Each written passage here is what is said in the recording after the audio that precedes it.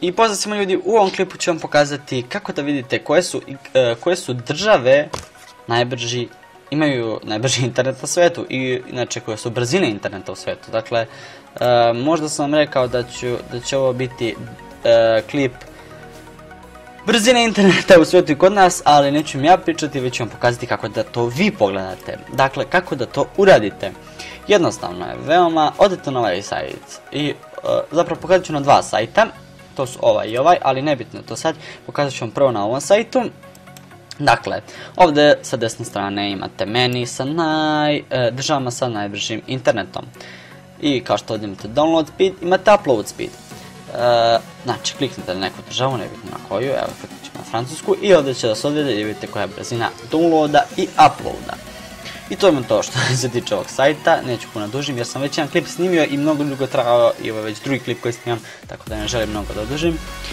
Eto, da kažemo da je najbrža ovdje, kako kaže, najbrža Singapur, a zemlja sa najsporijim internetom je Niger. Tako da, opet kažem, ostavit ću vam link u deskripciji pa vi to sami istražujte, da ne bi ja sad mnogo smarao. Ovdje sam mnogo zoomirao, nešto sam gledao, nebitno. Ovdje imate, kao što vidite, mapu i ovdje su vam ovako crveno su vam zemlje sa najsporijim internetom, žuto onako srednja, zeleno, znate već na što mislim, da ne pričam, niste ne tako glupi.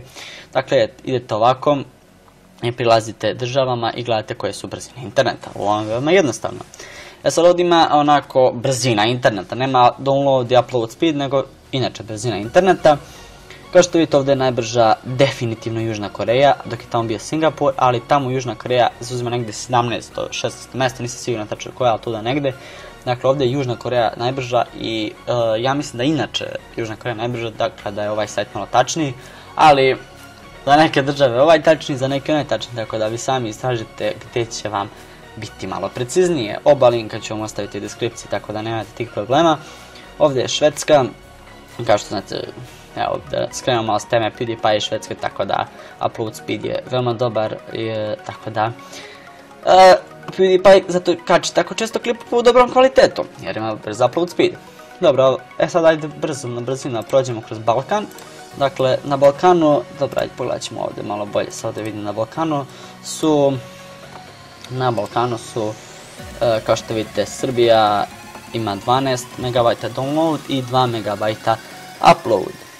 Bosna 8 MB download, 9 MB download, 2 MB upload.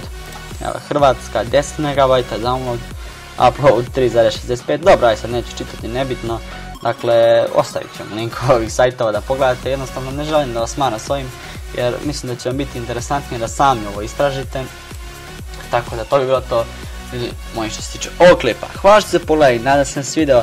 Kažem, snimio sam već jedan duži klip, ali se mnogo odužio, mislim da traje oko 9 minuta, tako da ne želim toliko da vas smaram. Tako da to bi bilo to, hvala što ste pogledali klip, nadam se da vam se video. Ako jeste, ostavite like, share i subscribe. Posjetite moju Facebook stranicu, link Facebook stranice ćete imati u deskripciji.